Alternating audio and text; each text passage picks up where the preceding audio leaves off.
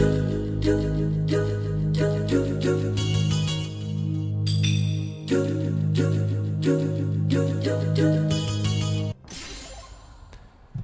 everybody, and welcome back to another episode of Canadian Gamers. I'm here with Nintendo fan Omega #1, also known as Steven. Hi.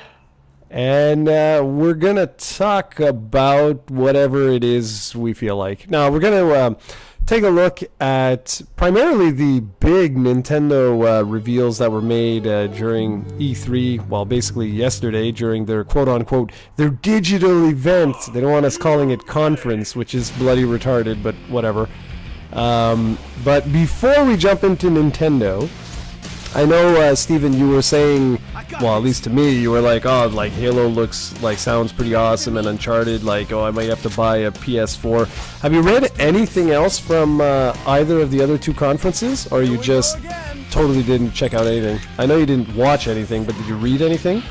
I've read the report on both conferences, and I watched your video, which probably resumes most of them. Like, with leaving a few games here and there, but I know pretty much what happened. I just didn't see any footage yet of anything. Okay, except cool. for the Nintendo conference. Well, then let's start with the Nintendo conference then, because you did watch it. So overall, what were your impressions? Nintendo conference was pretty entertaining. They kept it short, which I really liked. Like, I was really into it. The only thing I thought was the Yoshi game announcement, which is going to be a pretty fun game, but I thought they maybe gave a bit too much time on that particular game, but besides that, everything else was pretty good. Yeah, I really loved the robot chicken style of whatever you want to call that, animation or whatever that they had. I thought that was absolutely hysterical, where the guy's like, oh, here we go, gonna announce another Mario game. They poked fun at themselves, which I thought was pretty cool. Yeah, exactly, and it reminded me sort of, well, not reminded me, but it sort of just reminded me right now of what Capcom did with their Dead Rising 3 DLC. I thought that was absolutely hysterical. Speaking of which, they said that was available right now, right? Yep, it is. Actually download that and play that later. Yes, that's something we could most certainly do, because I'm off today. Woo! Freedom!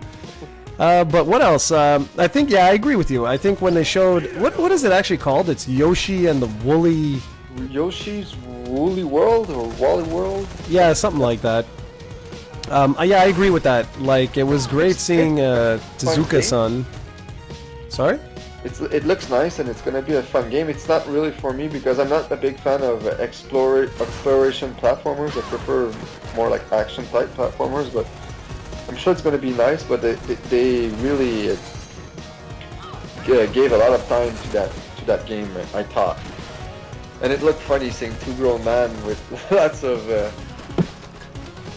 yarn around them. Just talking about it. And they were deep, man. They were like taking that shit serious. I was like, okay, guys. Come on.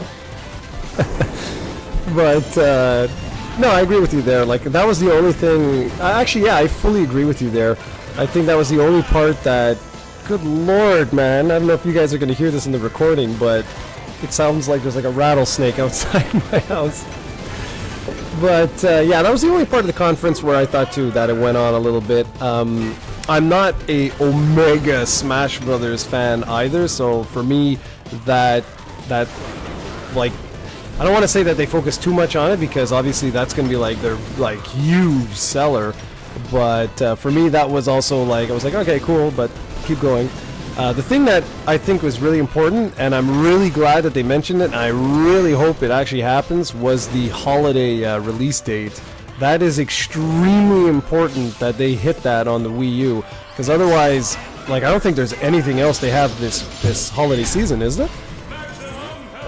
Not the big name of Super Smash Brothers. Yeah, if they can hit Super Smash Brothers, which should be a huge game and a huge Smash Brothers fan, so, and it's going to be also on the 3DS in October, so it's going to be a huge year for Smash Brothers fans, and hopefully they can deliver on the release date of Wii U, but I'm still not convinced about that. Because Holiday 2014 is pretty, it's not that specific, so we'll know later. Yeah, exactly, and I'm really, like I say, I mean, if they don't hit that, that's going to really probably affect their sales this holiday season.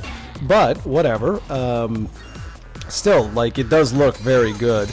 Obviously, for me, I mean, I don't want to recap the entire thing here. For me, obviously, the big thing was I loved when they just showcased Zelda, and I like the way they did it, too.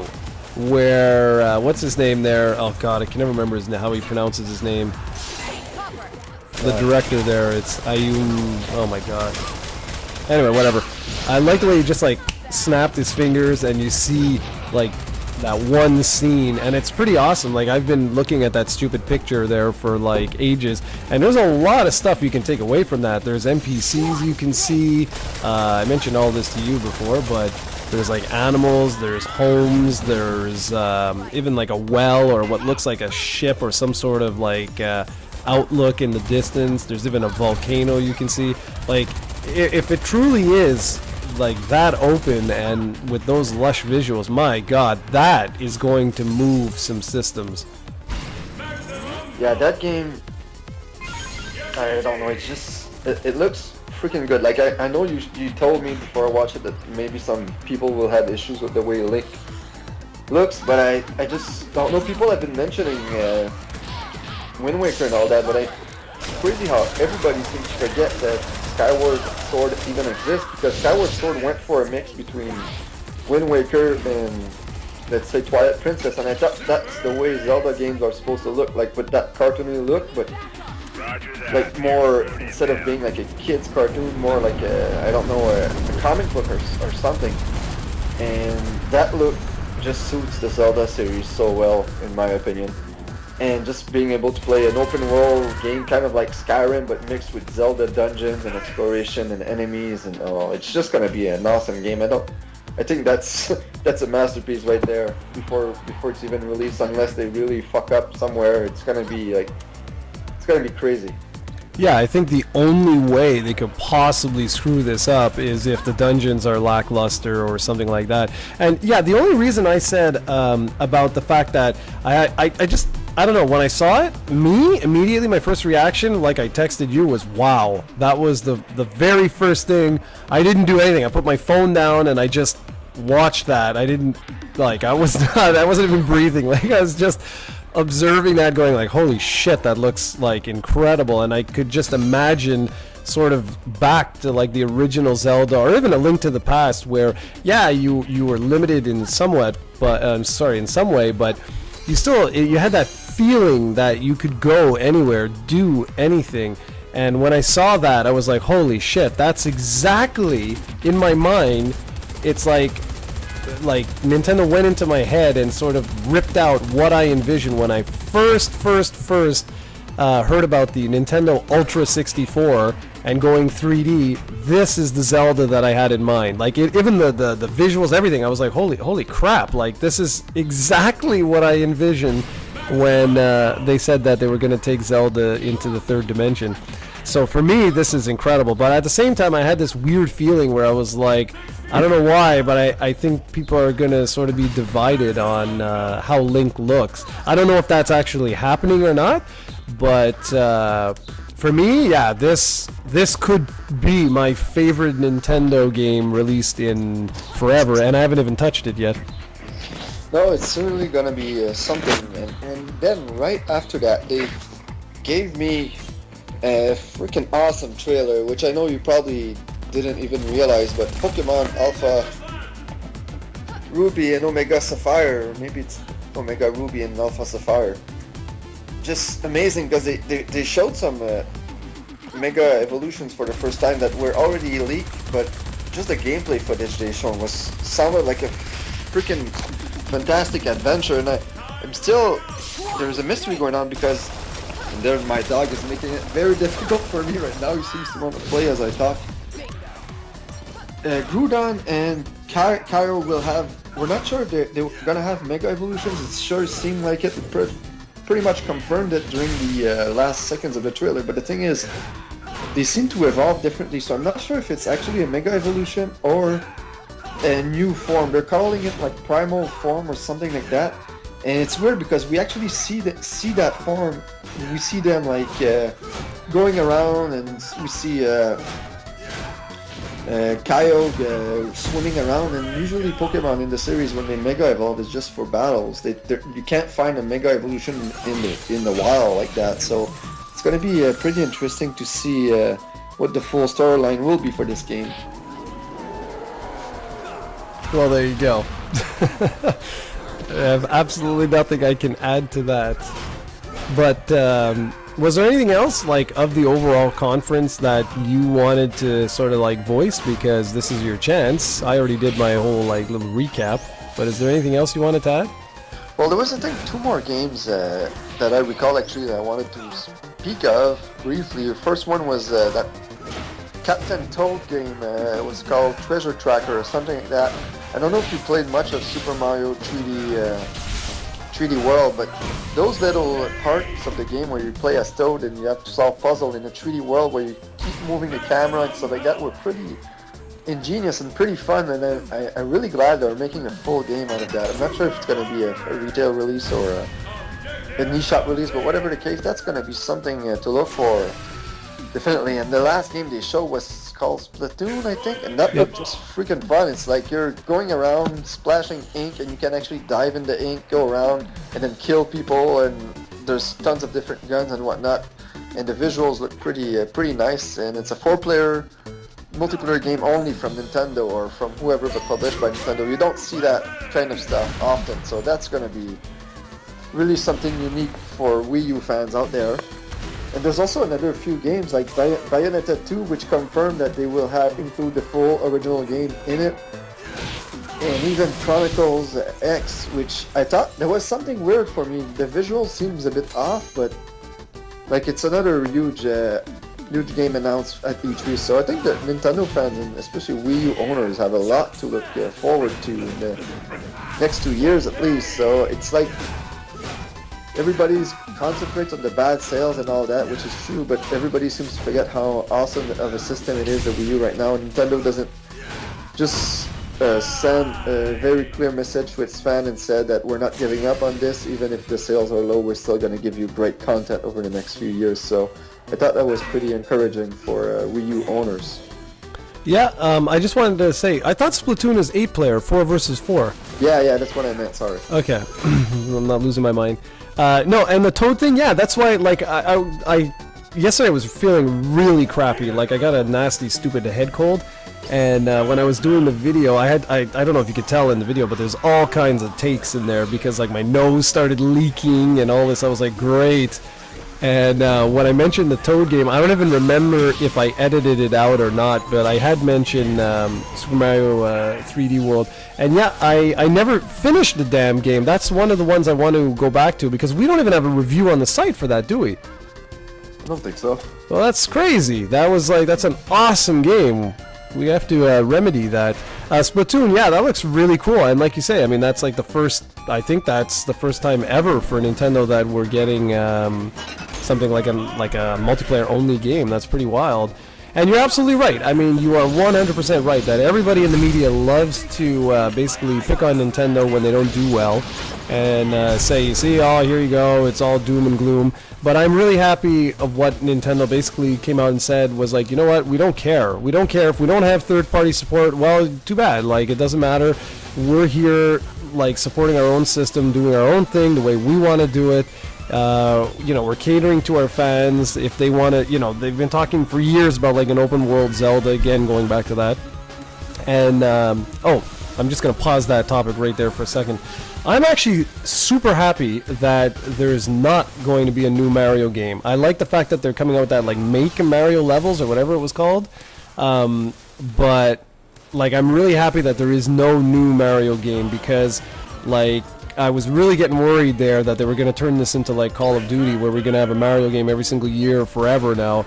And I think Mario is one of those games where it's more special if you have to wait a year or two before a new release, at least in my opinion. Yeah, it is. So yeah, anyways, I agree with you. I think, honestly, like, they're showing that they had today. If you look, every single thing that they showed at that press conference can only be played on Nintendo hardware. Like, that's insane. If you look at the Sony or the Microsoft conference, they both showed or highlighted key third-party titles, but at the end of the day, all those systems are going to get those third-party titles, well, those two systems, whatever. But with Nintendo, people don't realize that. It's like you just sat through 45 minutes or 50 minutes or whatever it was of non-stop exclusives, and that's really something. And even if the third-party... a bit in people's faces, that's something about Nintendo. They're not that's one thing I hate about. Well, Microsoft does it, but not as much. But watching Sony's conference, I don't know how it was this year, I didn't watch it yet, but it's always like them high-fiving each other and rubbing it in their face. And even with Microsoft, when they're always, and Sony does it too, when there's a game, a third-party game that's on multiple, like that, they'll like really emphasize on the fact that their game will have exclusive, like a guy will have an exclusive hat that you'll be able to wear, or something stupid that nobody gives a shit about. Yep. There's always have to point out exclusive shit on one of those that we don't care about that. And Nintendo doesn't seem to really put it in our face. Like I don't think I heard even once exclusive for Wii U during that conference. You know? No, exactly. What Reggie said, he said at one time was basically, he said, we want to show you that the best game experiences can only be found on Nintendo platforms. That's it. Like, that's all. That was the only sort of like hint or whatever of exclusivity or whatever. But yeah, you're absolutely right. This year with Microsoft and Sony, the big thing was, what was it? It was like, Sony's was first, it was something like get it first, it'll look better and have more features, something like that. And Microsoft did the exact same thing. Like the exact same thing. Microsoft had like basically a similar message. It didn't say like they both use exclusive content and all that bullshit, but both of them this year were sort of like, it'll look better on our platform, it'll have new content first on our platform, and blah blah blah. But you're absolutely right. At the end of the day, here's the deal, and this is for everyone listening, and this is my opinion, but whatever. I actually can't stand console exclusive stuff anymore. I really don't like that. Because, like, let's say, Steven, for example, you. Right now, you only own an Xbox One, right? So if a third-party game comes out and it quote-unquote, okay, looks better, runs better on the PS4 and has one or two new levels that are not on the Xbox One version, I'm still going to buy the Xbox One version if I want to play with you. You know what I mean? But I'm getting shortchanged because some publisher paid like a whole shitload of money in order to get that magic hat or that one extra level or something. I don't like that because fans shouldn't be shortchanged like that. You're both still paying $60 or whatever it is for the game. And I know people probably disagree with me or whatever, but I really don't like that. It's like, if you're going to make a multi-platform game, it should be a multi-platform game. Leave it like that. Why should half of the user base get screwed? Now I know later on they usually release the add-on stuff as DLC for the other customers, but it's still annoying. Like it's like you're getting screwed for picking one side over the other, and to me that's stupid. No, that's true. It is. Like I didn't mind it so much with Metal Gear Solid 5 Ground Zeroes because every console had an exclusive level and it kind of made sense. It was something particular to that level, but it's still in some way, it's not like even if I had a PS4, it's like I'm gonna buy the same game on the other system just to get an extra level. And if somebody only has a PS4 or an Xbox One, they don't need an extra incentive to buy that game. They're gonna buy it anyway because it's the only console they have. It's not like they're gonna tell themselves, oh, I should probably buy the PS4 to get that extra hat. They won't do that. It's crazy.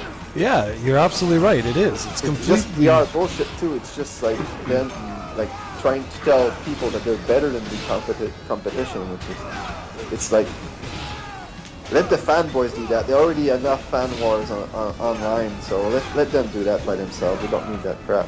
Exactly. And an interesting thing that I was thinking of when you were talking before was I really wonder if Microsoft and Sony did exactly what Nintendo did and did not talk about a single third-party game that was not exclusive, how long would their conferences actually be if they just strictly showed what was 100% exclusive to their console?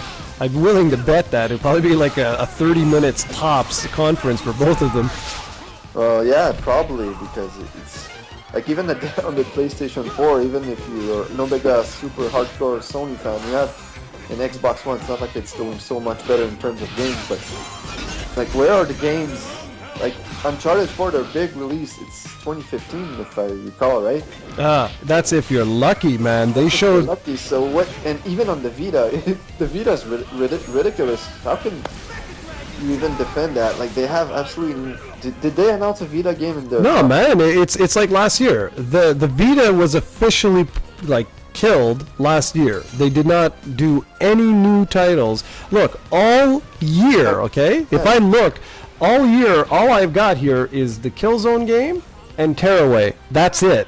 That's it. Point final. Like, a knock on third-party games. I love third-party games, but it's just that you're right. If Nintendo is getting all the heat in the media since like the Wii U was released, basically, and all the other guys, well, Microsoft hasn't been giving a free shot because of their major fuck up they did last year, but Sony is like giving a free pass, and PlayStation 4 is selling a lot. It's selling well, good for them, but like in terms of what they're giving to their fans, I don't think they're doing a better job, either company, Microsoft or Sony, than Nintendo are right now. And maybe that's the huge Omega fanboy in me that's talking, but just seems like it to me. yeah, well, I've actually been speaking to people about that because I'm very perplexed. Like, look, I'm about... Right now, I'm not even feeling these like next-gen consoles. Like, if I had to pick between Xbox One and PlayStation 4, which one I've enjoyed more, it would be the Xbox One because I played games with you. But like on the PlayStation 4, I've like played like 4 games maybe. You know, like there's nothing there. There's like this big, huge girth or whatever the hell you want to call it of content where there's nothing. Like absolutely bubkiss has come out, and like this year, you've got Little Big Planet 3. That's it. That's your huge system seller this holiday season. You're gonna have Sackboy going up against Master Chief. But let's be fair, okay? Let's I want to be completely honest with these platforms. Even that, like. It's not Halo 5, you know, like it's gonna be, I think, in my opinion, it's gonna be. I'm gonna have to differ on that because again, I might be a Nintendo fanboy, but I'm also a huge Halo fanboy, as people that know me know. But for me, this was when I heard about that game. I didn't even look at the trailer for it yet. I haven't seen zero footage, but it looks good. $60, you get 4 Halo games. Yeah. Games like with the resolution that the Xbox One can do. You can finally play Halo 1 online, like the multiplayer maps. You can play them in any order that you want. You can play Halo 2 co-op online on consoles for the first time. There's so much shit to me that as a Halo fan, I just went nuts. This is something we're gonna buy. I know you're gonna buy it day one, and we're probably gonna do a Super Omega like Halo marathon where we finish all 4 games in like a day or two. It's gonna be awesome, man. Yeah, but you didn't let me finish, damn it. I was gonna say I was gonna say that it's not like Halo 5, right? But it's most likely, in my opinion anyways, it is the greatest compilation / remake game ever made. So essentially you've got Sony this holiday season with Sackboy, and I know I'm making it sound worse than it is. I mean, there are a lot of... Like, they have a lot of good stuff coming in. It's just it's a bit more interesting to spill it like that. Well, that's it. And then you've got your Xbox One with, like I said, like probably the greatest compilation game ever made. And then Nintendo, over all of them, if they can hit that release date, they will have like you know, a game that tens of millions of people adore with Super Smash Brothers. Yeah. So I don't get all the Nintendo hate. Sony will be in that big of a trouble in holidays because their system is still selling like hotcakes. It will sell like hotcakes because everybody will buy the latest Call of Duty and the latest Assassin's Creed and all that, and they'll have a few games here and there. So they're not in trouble. I'm just saying, it's just for fans out there. It seems like now that you're not getting, but I'm sure we're gonna get Sony fans that are gonna disagree with us, and that's fine. They're gonna tell us maybe we missed a few things.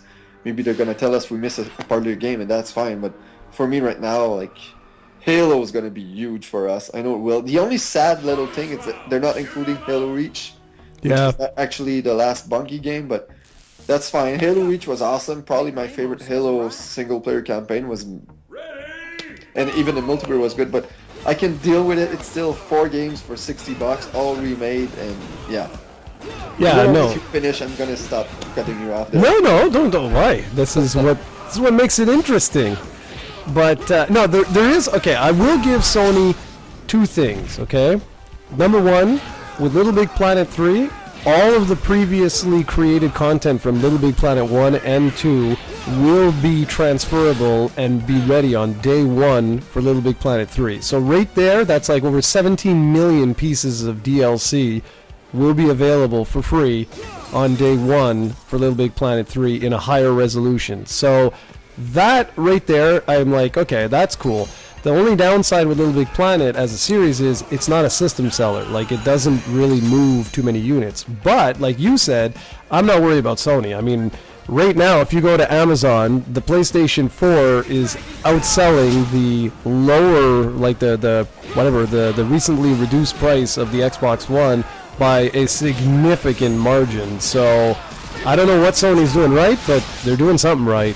And they did do one business decision that they announced that probably went over a lot of people's heads that were like, yeah, whatever. There was one thing that I actually took note of and was like, well, this is actually a very smart move from a business perspective, and that has to do with Grand Theft Auto 5. If you buy the PlayStation 4 version of Grand Theft Auto 5, you can transfer your saved data from the online, whatever it is, GTA Online. You can transfer it from the PS3 version over to PS4, but you can also transfer it from the Xbox 360 version to the PS4. And I thought that was very smart because there are a lot of people who had a 360 who jumped ship to the PlayStation 4. Yeah, for sure. Like Grand Theft Auto 5, I don't think we played it yet, but that was one of my favorite games of 2013. Almost made my top 10 list, and it's something that I'm not really interested in because I already played a campaign, and that's pretty much what I played Grand Theft Auto for. But for those that haven't yet, it's going to be a good incentive to get the PS4 version. And the last little thing I just want to mention about that before we can wrap, I guess, this up, is there was one other business decision, whatever. They made a, I don't know if you heard about this, Steven. This is pretty damn cool. If you buy Far Cry 4 on the PlayStation 4, and let's say I buy it. I buy Far Cry 4. You buy a PS4, but you don't have the game. You can actually download the game, like if we're friends, you can download the game and play all multiplayer features with me for no additional cost to you. So, like, the campaign included in co-op, or? Well, I don't know. They just said all multiplayer components will be free. It'll work sort of like, what was it? Like on the DS there, where you could share your games and stuff? Yeah. It'll work like that. That could be very interesting. My cat is going ballistic here. Anyways, yeah, so I thought that was very interesting. It'll be neat to find out a little bit more information, but yeah. So anyways, to wrap up, yeah, for me, this holiday season, it's going to be a Halo marathon. I already told Serena I'm going to take off 2 weeks from work, and I want to go through the entire series in co-op. Will be so badass. Because I still haven't even played Halo 4 the campaign. When Halo 4 came out, all I did was play multiplayer for like a month or two, and then stop gaming for whatever reason. And so I can't wait to get that, but I want to go back, finish Halo 1, and try to finish Halo 2 for the first time on Legendary. Because I don't know if you remember, but Halo 2, when you played co-op, Oh yeah. if one people died, you had to restart. And that game I never was able to get past, I think, the second level of Legendary. And I know that with your super skills, we might be able to do it. Oh yeah, no problem. We got this. We got this, exactly. If we had another all-nighter till 4 a.m. or something, no problem. Yeah, yeah. All right, well, I think I just that's want it. to mention one last thing, because we didn't talk about Uncharted 4. And I want to talk about it because I haven't seen the footage yet. You've been saying insane. And it's gonna be hard. I'm probably gonna have to buy a PS4 for it if I have the money at the time. Don't watch this now. I'm telling you right now. I just want to say one thing that it seems, because of the subtitle, it seems it's gonna be the last Uncharted game, and that's freaking fantastic. Because I don't like when series gets fleshed out too much, and these guys, Naughty Dog, have been known to usually start fresh when a new console starts over. So I was a bit surprised that they went for another game with Uncharted, which really it's not that surprising when you think about it, because Uncharted is so successful. But it's gonna be, if this is the last game in Uncharted, like, bravo, I applaud that. That's gonna be a nice way to end it, and it's gonna be a fantastic game as usual. Well, here's my 2 cents on this. I am 5 cents, come on. okay. I am well, you know, I love Uncharted. Uncharted's one of the few series, well, with Halo, that I start playing it on hard. That's just, I don't know what it is, but I just love the challenge in that game when you do that, because you really test the AI and whatever. And I love Indiana Jones as a kid. I mean, I grew up watching those movies in the cinema, and like, it was, to me, really, if people ask, like, what is your favorite, like, movie series, Indiana Jones is either number 1 or number 2. Like, it's just, that's the way it goes. And that's why, like, from back in the day, I loved Tomb Raider. I thought that was genius, but I hated the controls.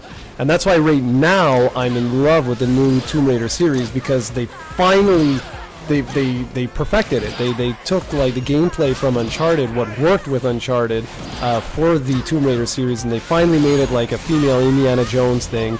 And Uncharted's the same sort of deal. It gives me that vibe that I'm like Indiana Jones. Anyways, do not watch this trailer, because if you watch this trailer and you really like Uncharted, you're gonna go out tonight and buy a PlayStation 4. So just don't watch the trailer for as long as you can. Because what's so awesome about it is, I'll just tell you here, Drake is older. This takes place probably 10 or 15 years after Part 3.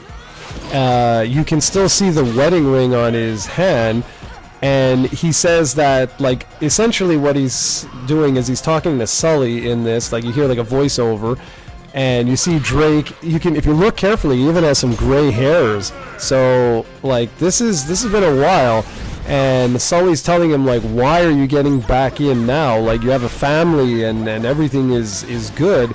And Drake basically says, like, he has no choice. Like, the only way he can protect his family or whatnot is to do this. So he goes, like, he's talking to Sully and says, like, this is it, you know, like, this one last time for the people, to protect the people that I love. And Sully, like, answers, like, all right, one more time. And that's basically it, and just says Uncharted 4, a Thief's End, and that's it. Like, Naughty Dog is saying, like, this is it. This is going to be the final Uncharted game that they make. And I don't think this will be the last Uncharted, because, like you said, Sony wants a system seller. Like, if this thing sells 10 million copies or whatever, you can be sure there'll be another Uncharted. But what I'm going to go on record as saying is, this will be the last Uncharted Naughty Dog makes. Like, this is going to be it for them. And if they do what I think they're going to do, because part of me thinks that this might be about, like, Drake's son or something like that is being kidnapped because of something, you know, all the enemies he made in the past or whatever. And it even looks like they're tying this into the original Uncharted. And if they play with our emotions and stuff, this could be the best game in the series, and just like a really shocking way to end the series. Because part of me thinks they're actually going to kill off Sully or something like that, just the way they were talking. And if they do this, like I said, playing with your emotions like that, this could be amazing. Well, let's hope they do. Yes, sir. And that's it for me. I'm officially done with E3 2014. So that's it. All right, guys. So thank you very much for watching. And yeah, that's pretty much it. I'm going to try and incorporate some gameplay footage here so you weren't just watching a blank screen. Well, let's go download that Omega Alpha X game and let's put that in there. Just for them. Alright, sounds good. Alright guys, so thanks for watching. We'll be back hopefully soon with another one. So take care. Salut.